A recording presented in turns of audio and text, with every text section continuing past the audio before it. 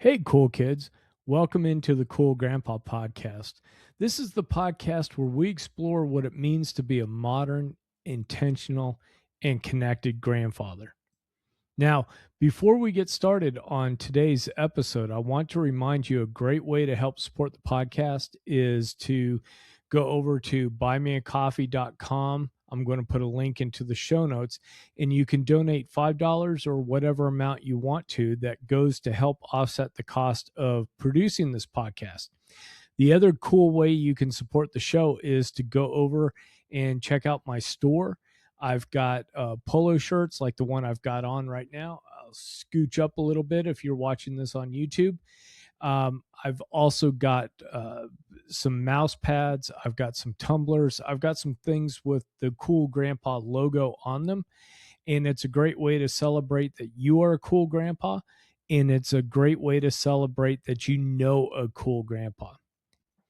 So this week, what I want to do is introduce something that's going to follow on to last week's episode about the 3-2-1 rule that we learned from Cody Sanchez. And this week, though, we're taking inspiration from a book called An Understanding Heart by Dan Miller. Now, Dan Miller was a guest on this podcast, probably about 4 years ago, where we talked about creativity in grandchildren and how grandfathers can really try to inspire that creative entrepreneur spirit with our grandchildren. One of the things that Dan did before he passed away was to get An Understanding Heart published. And what this is a collection of thought-provoking stories and ideas that go along with really how to build yourself up to have that understanding heart, whether you're working with grandchildren, children, people in the community, whatever it is.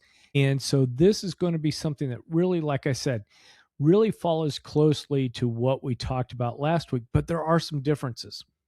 So let's go ahead and get started. Now, what I'm going to do is share 3 themes that really stood out to me from this book that Dan Miller wrote.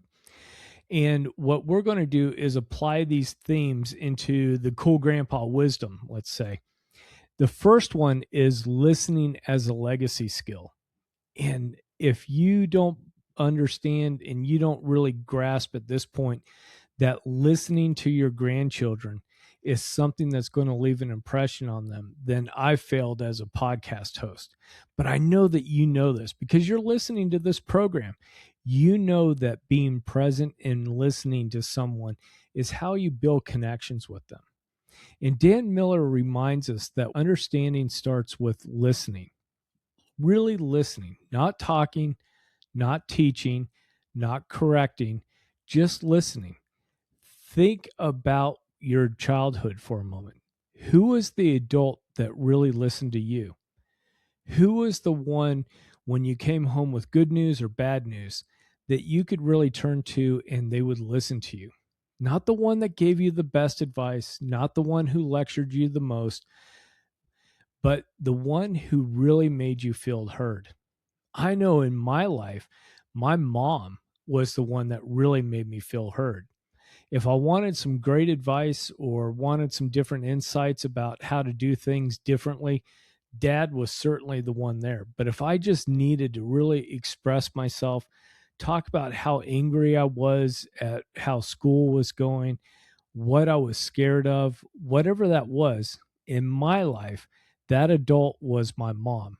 Now, I also had great scoutmasters and great coaches and people that I could talk to and that I went to with items. And I also went to my grandparents.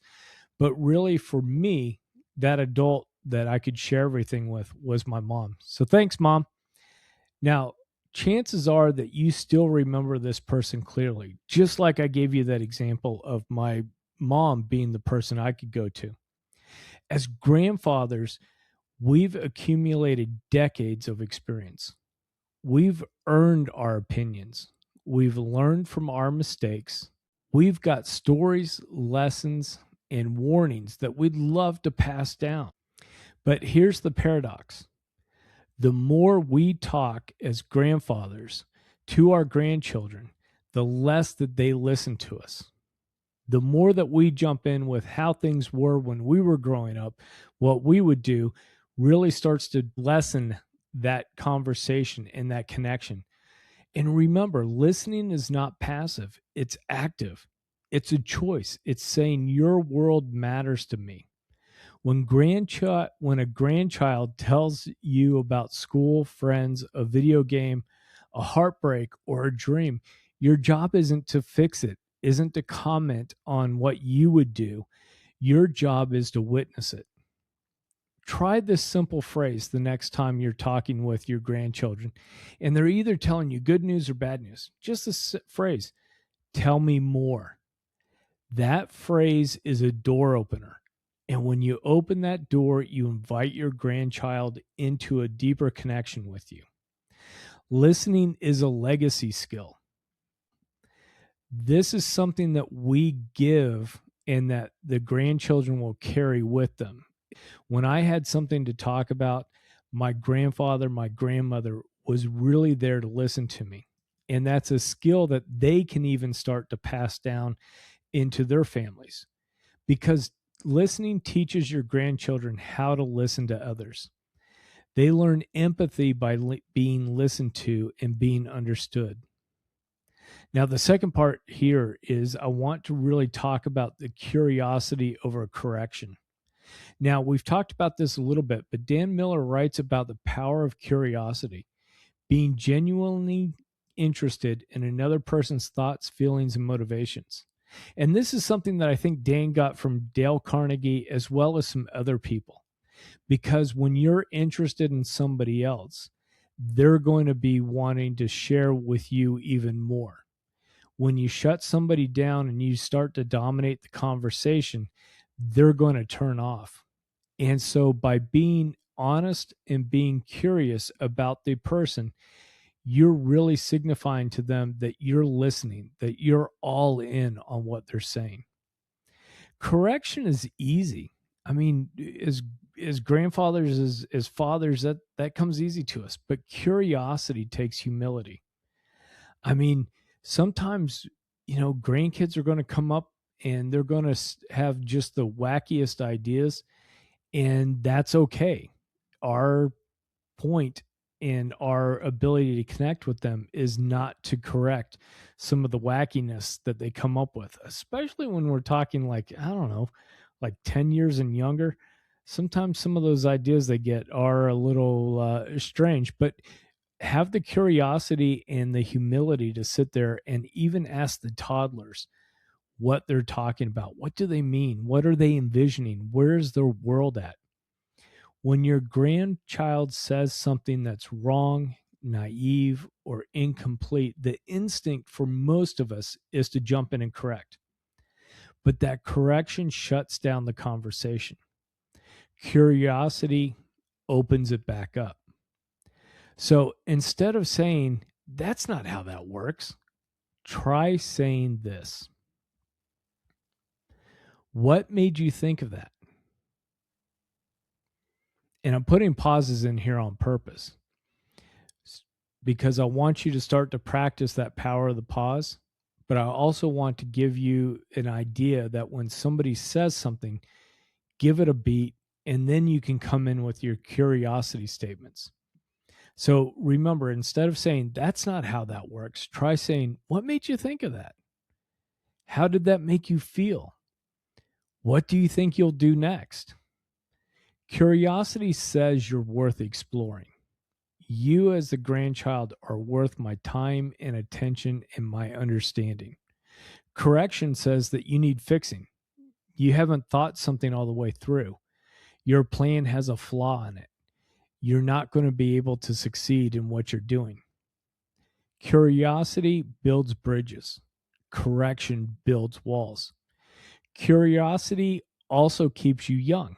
I mean, when you think about it, when you're curious about your grandchildren's world, their music, their slang, their technology, their friendships, you stay connected across time and space. By letting your younger self reach out and ask questions, you're building lasting connections. You're building those connections between your younger self and where they are now. And those connections are going to stay as you continue to get older and as they get older. You've built those lines of communication as well as connection. So, this third part I want to talk about is the emotional presence in a distracted world. There's no doubt about it. We live in a distracted world. People are still running around saying how proud they are that they can multitask, when I believe all the evidence is showing us that multitasking is really reduced focus on different items. Now, are there items where you can have reduced focus and still be successful? Yes, of course. But to get the best work, to get the best level of focus, to get the best effort, you have to cut down those distractions. And it's the same thing when we're dealing with our grandchildren. Phones, notifications, social media, pressure, schedules, all these things are things out there that cause the distraction. Dan Miller really emphasizes emotional presence, being grounded, being patient, being fully present with another person. Put the phone down. There's even studies that I've seen, and you guys need to go check this out, put it through the Googles or the AIs, but even your dogs and cats know when you're distracted. When you have that black object sitting in your hand and you're staring at it and not your pet, they know and they can pick up, and they're not even human.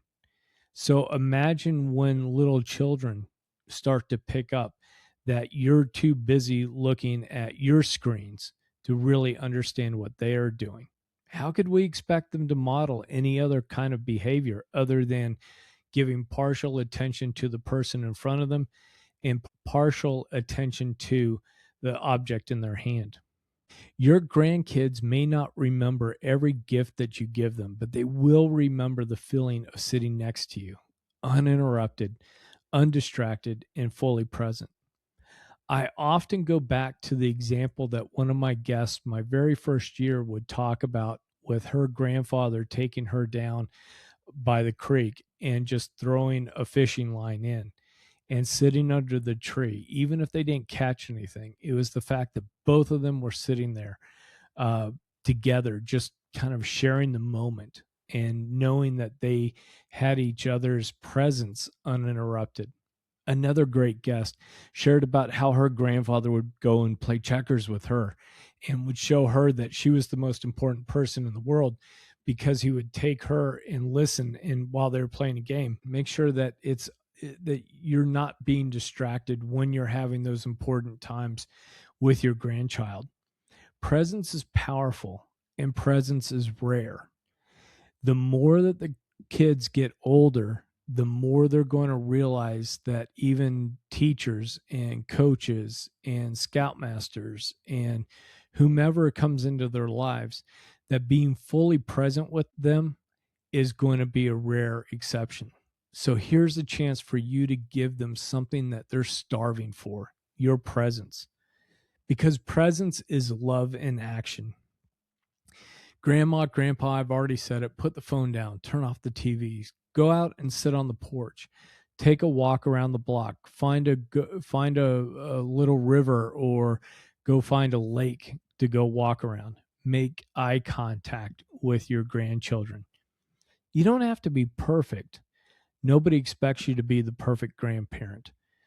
But what the grandkids really are hungry for is for you just to be present.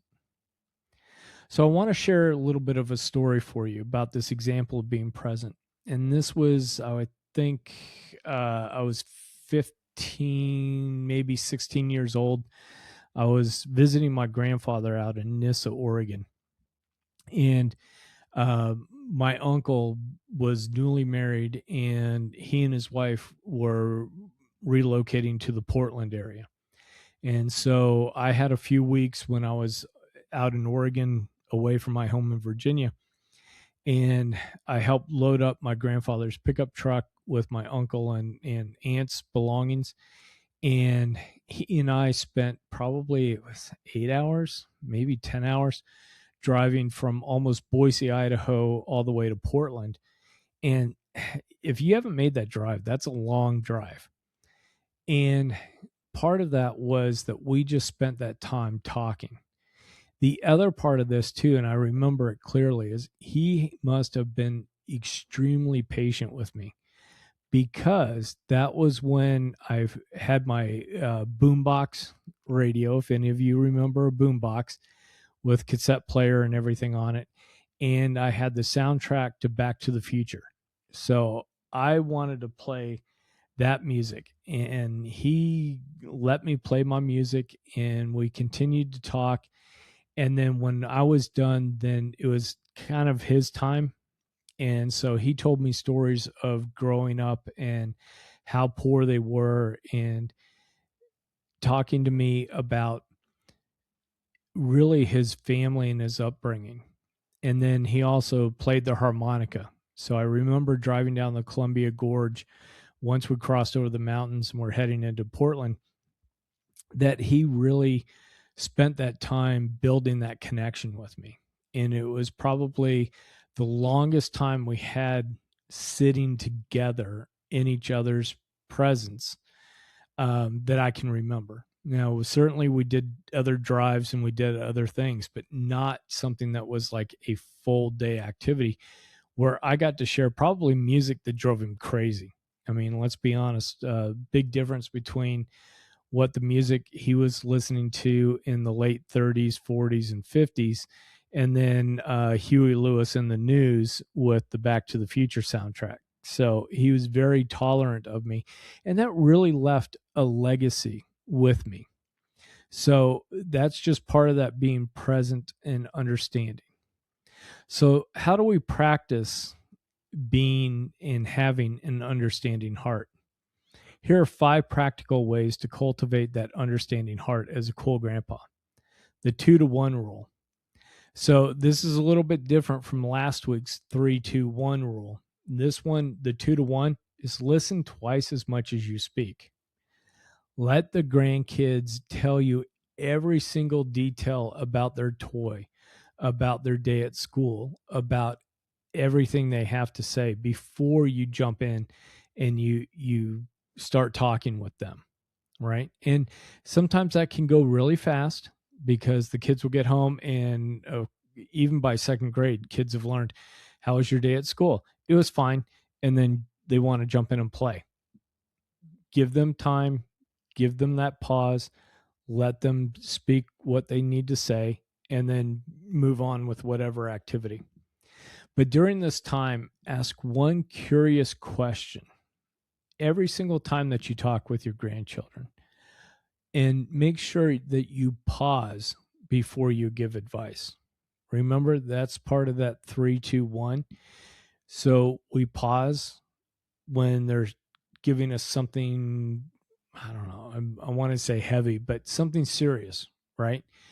Maybe when they're older, they're coming to you with something serious. Maybe they're coming to you because they're angry with mom because she made them do something.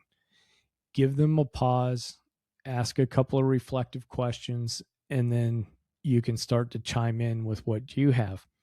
But ask ahead of time if they want advice or if they want to just vent.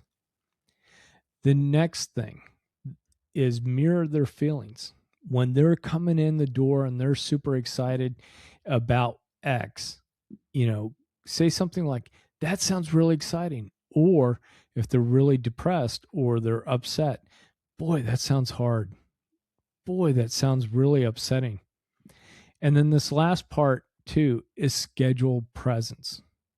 Put intentional time on the calendar.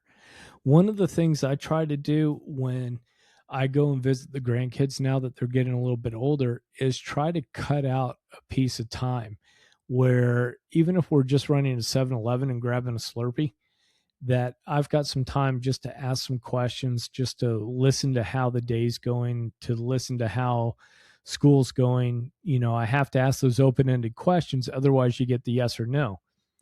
But whether it's scheduling out like, hey, Tuesday night, I'm going to call my grandchild or I'm going to text with them, or it could be as simple as over Thanksgiving when we're in town, I'm going to make sure that I get a chance to go take my granddaughter out for breakfast and go listen to what she has to say and have that experience. So, as we start to wrap this up, what I want you to do is think of one grandchild and ask yourself, what do they need from me right now? Do they need advice or understanding? Most of the time, it's going to be understanding. And then here's one thing I want to wrap up with. This week, practice listening without interrupting. And it could be with a grandchild, it could be with an adult child, it could be somebody in your social group, but practice that active listening without the interruption. Keep a mental note of what you learn about your grandchild or your friend's inner world.